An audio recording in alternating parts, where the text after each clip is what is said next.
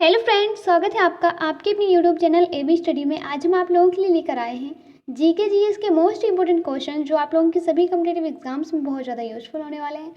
तो चलिए जल्दी से स्टार्ट करते हैं हमारा वीडियो और देखते हैं हमारा पहला क्वेश्चन।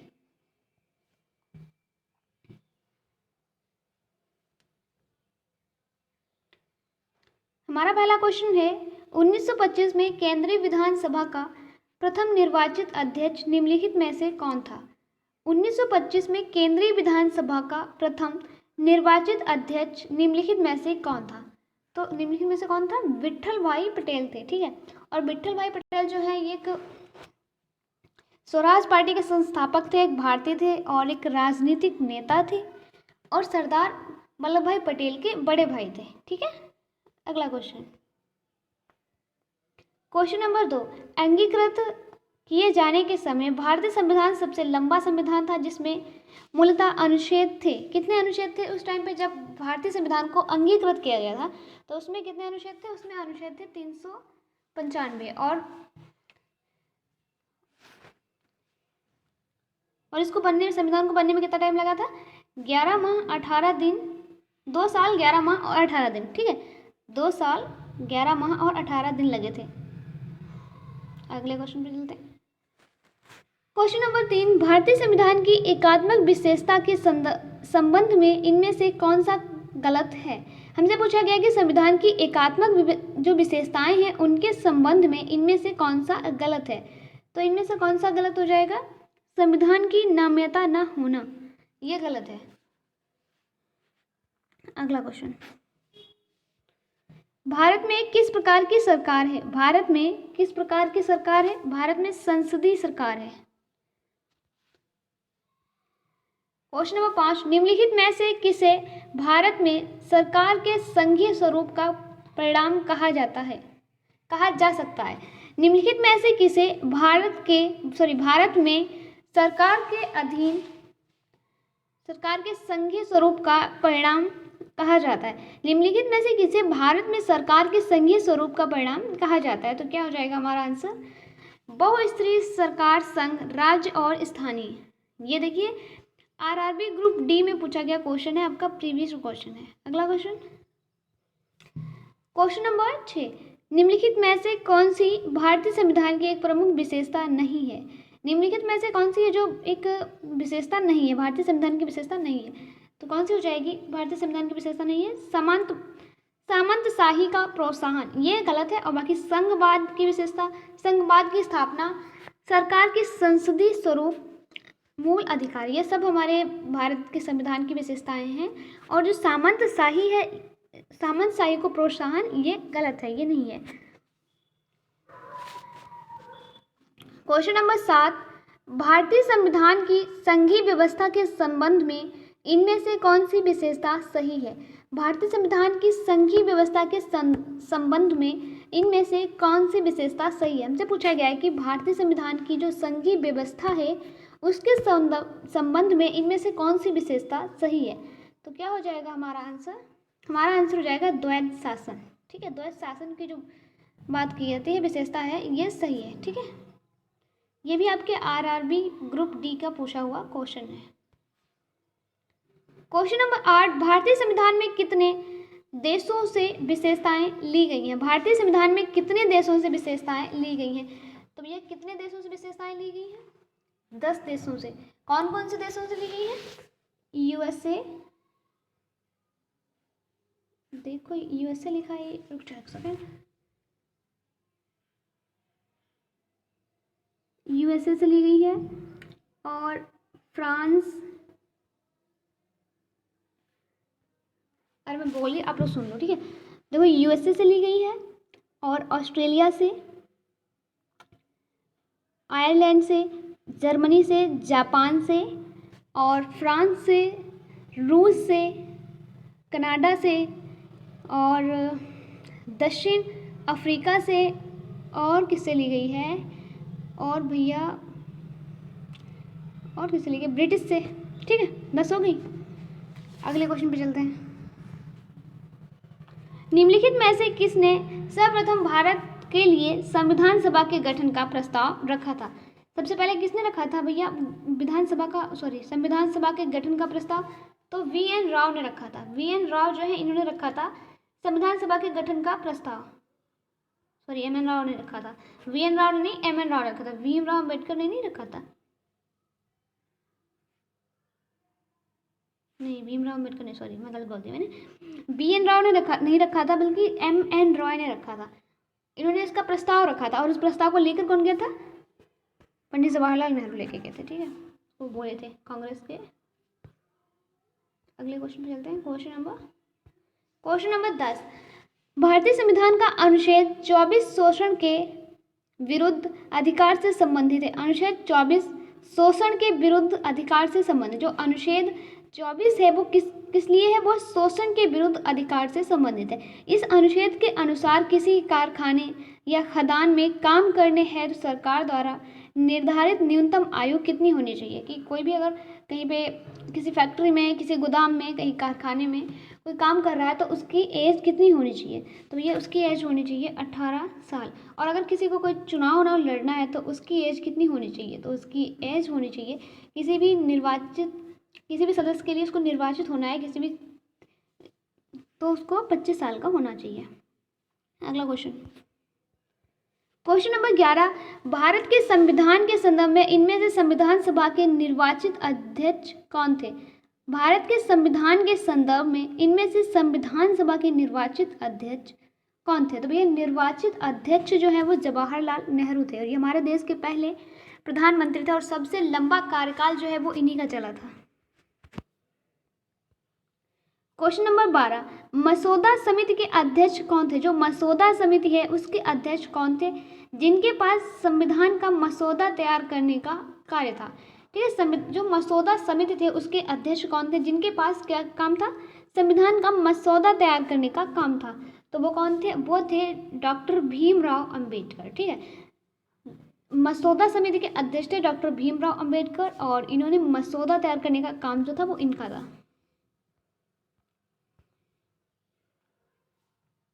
Question number 13।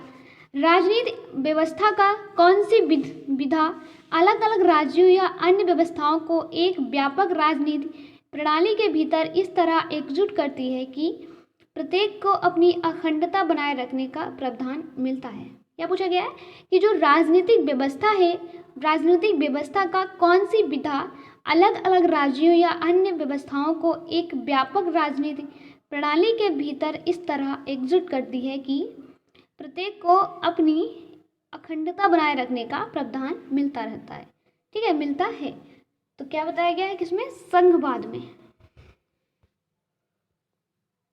अगर आप लोगों को ये वाली PDF चाहिए तो आप इस नंबर पे मैसेज करके ग्रुप में ज्वाइन हो सकते हैं या फिर आप हमारे टेलीग्राम चैनल को ज्वाइन कर लें, जिसकी लिंक आपको हमारे वीडियो के डिस्क्रिप्शन में मिल जाएगी। ठीक है, ये देखिए, ये भी आपका प्रीवियस ईयर क्वेश्चन है, सब ग्रुप डी में पूछे गए, RRB ग्रुप डी के क्वेश्चन है।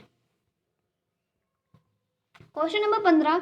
निम्नलिखित में से कौन सा सांकेतिक शब्द देश में सरकार के एक से अधिक स्तरों के अस्तित्व को सुपरिभाषित करता है? क्या पूछा गया कि निम्नलिखित में से कौन सा सांकेतिक शब्द है, कीवर्ड है, जो देश में सरकार के एक से अधिक स्तरों के अस्तित्व को सुपरिभाषित करता है? तो कौन सा हो जाएगा?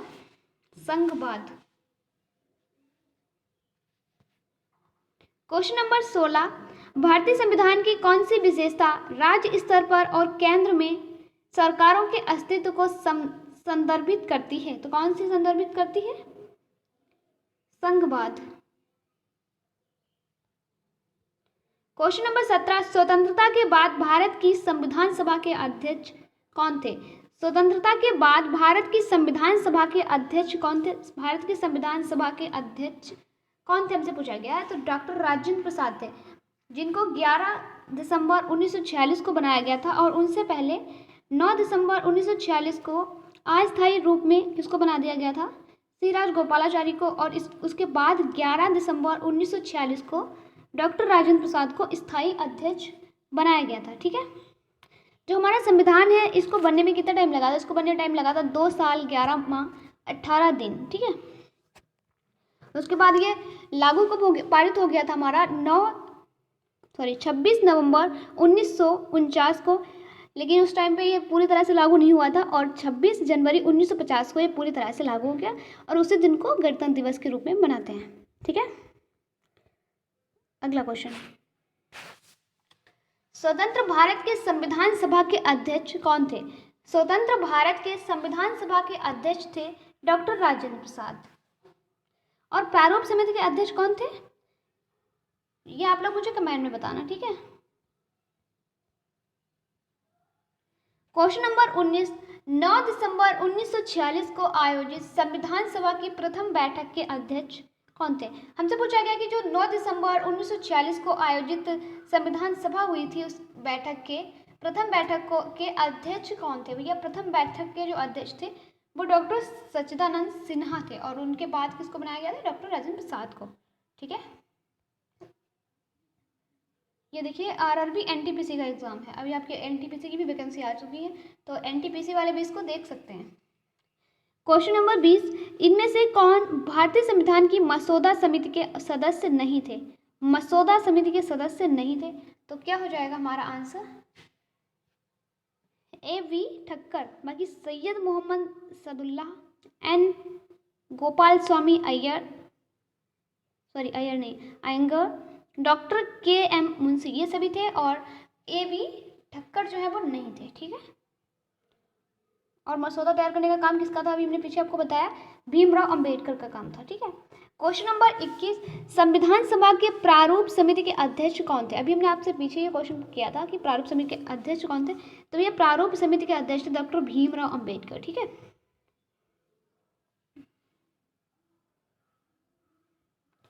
क्वेश्चन नंबर 22, पंडित जवाहरलाल नेहरू ने किस तिथि को संविधान सभा में उद्देश्य प्रस्ताव प्रस्तुत किया था?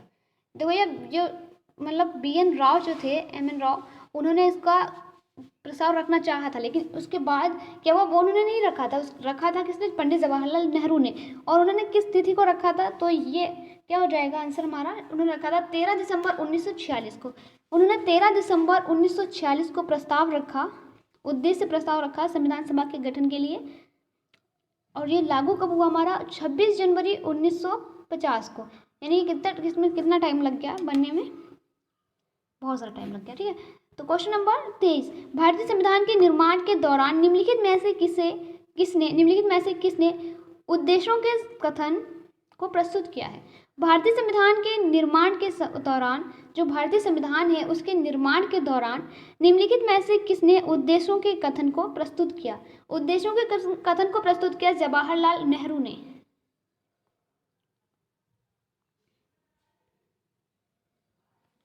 क्वेश्चन नंबर 24, कितने वर्षों लगभग के विचार विमर्श के बाद भारतीय संविधान पर हस्ताक्षर किया गया था? कितने वर्षों के मतलब कितना वर्ष चला था, विचार विमर्श हुआ था, उसके बाद भारतीय संविधान पर हस्ताक्षर किया गया था, तो वो कितने साल थे? कितने साल के बाद हुआ था? 3 साल के बाद। 3 साल तक विचार विमर्श होता रहा, उसके बाद भारतीय संविधान पर हस्ताक्षर किया गया। क्वेश्चन नंबर 25, स्वतंत्र भारत के प्रथम विदेश मंत्री कौन थे? स्वतंत्र भारत के पहले विदेश मंत्री कौन थे? तो भैया स्वतंत्र भारत के जो पहले विदेश मंत्री थे वो कौन थे? वो थे जवाहरलाल नेहरू। ठीक है, और ये हमारे देश के पहले प्रधानमंत्री भी थे।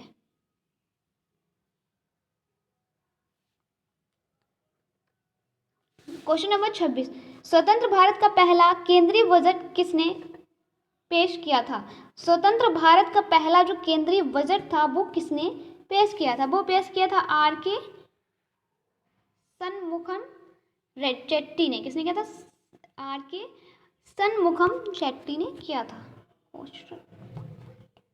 क्वेश्चन नंबर 27, भारत के संविधान का मसौदा तैयार करने के लिए संविधान सभा ने डैश को मसौदा समिति का गठन किया था? कौन सी तिथि को भैया मसौदा समिति का गठन किया गया था? मसौदा जो काम करने का था, जो मसौदा समिति का, वो तो भीमराव अम्बेडकर का था, लेकिन उसमें किस दिन उसको शुरू कर दिया था, किस दिन उसका गठन किया गया था? तो भैया गठन किया गया था 29 अगस्त 1947 को। कब किया गया था? 29 अगस्त 1947 को ये किया गया था। ठीक है, और हमारा जो देश है आज़ाद कब हुआ था? 15 अगस्त 1947 को। मतलब उसी आज़ाद होने के तुरंत बाद से ही मसौदा समिति का गठन किया गया था। अगला क्वेश्चन, भारतीय संविधान सभा का विचार पहली बार किसने दिया? भारतीय संविधान सभा का जो विचार है वो सबसे पहले किसके मन में आया था? भैया एम.एन. राव के मन में आया था। और उद्देश्य प्रस्ताव लेकर कौन गए थे? यहाँ पे नाम नहीं दिया है, जवाहरलाल नेहरू लेके गए थे, ठीक है। और राजेंद्र प्रसाद जो है ये हमारे भारत के स्वतंत्र भारत के पहले राष्ट्रपति रहे हैं और ये हैं भीमराव अंबेडकर, प्रारूप समिति के अध्यक्ष हैं। क्वेश्चन नंबर 29, भारतीय संविधान को लिखने वाली संविधान सभा के उपाध्यक्ष कौन थे? जो भारतीय संविधान है उसको लिखने वाली संविधान सभा के उपाध्यक्ष कौन थे? तो ये किसने लिखा था, वो कौन थे? वो थे H.C. मुखर्जी। ये भी आपके RRB NTPC एग्जाम में सेकेंड शिफ्ट में आया एग्जाम है, क्वेश्चन है। क्वेश्चन नंबर 30, 1947 से पहले भारत में 26 जनवरी को क्या कहा जाता था? 1947 से पहले मतलब जब हम आज़ाद नहीं हुए थे उससे पहले 26 जनवरी को क्या कहा जाता था? कौन सा दिवस कहा जाता था? तो उसको कहा जाता था स्वतंत्रता दिवस। अगला क्वेश्चन,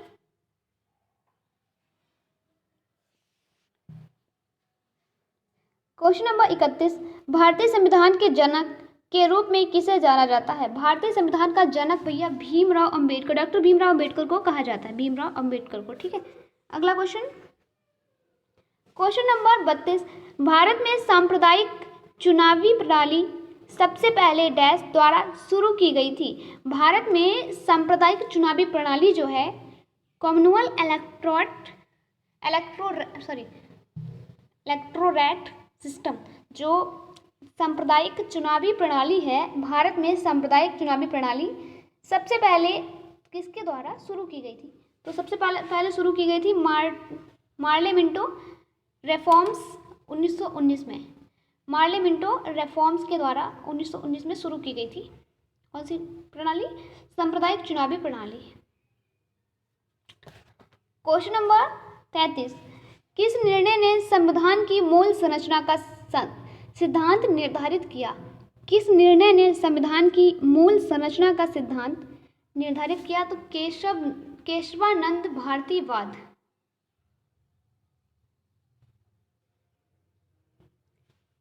क्वेश्चन नंबर 34, भारत की संविधान सभा की पहली बैठक कब आयोजित की गई थी?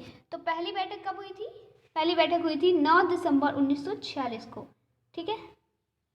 पहली बैठक हुई 9 दिसंबर 1946 को, और 9 दिसंबर 1946 को सच्चिदानंद सिन्हा को बनाया गया था अस्थायी सदस्य। उसके बाद 11 दिसंबर 1946 को राजेंद्र प्रसाद को स्थायी अध्यक्ष बना दिया गया था संविधान सभा का। क्वेश्चन नंबर 35, भारतीय संविधान को कब अंगीकृत किया गया? भारतीय संविधान को अंगीकृत कब किया गया? तो भारतीय संविधान को अंगीकृत किया गया 26 नवंबर 1949 को, और भारतीय संविधान पारित हुआ 26 जनवरी 1950 को, ठीक है। लागू हुआ 26 जनवरी 1950 को, और बन कब गया था? 26 नवंबर 1949 को अंगीकृत हो गया था, लेकिन उसके बाद जब ये लागू हुआ 26 जनवरी 1950 को, ठीक है। क्वेश्चन नंबर 36, निम्न में से कौन सा भारतीय अधिनियम ब्रिटिश प्रधानमंत्री लॉर्ड नॉर्थ की अध्ययन वाली समिति की रिपोर्ट पर आधारित था? क्या पूछा गया है कि इनमें से निम्नलिखित में से कौन सा भारतीय अधिनियम ब्रिटिश प्रधानमंत्री लॉर्ड नॉर्थ की अध्ययन वाली समिति की रिपोर्ट पर आधारित था? तो किस पर आधारित था? विनियमन अधिनियम 1773 इस पर आधारित था। ये भी RRB NTPC एग्जाम में पूछा गया क्वेश्चन है।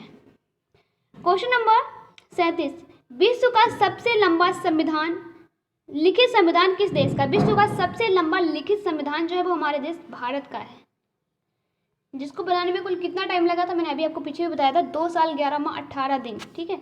अगला क्वेश्चन नंबर 38, संविधान में अन्य देशों के उधार लेने की विशेषताओं की आलोचना करते हुए किसने कहा था?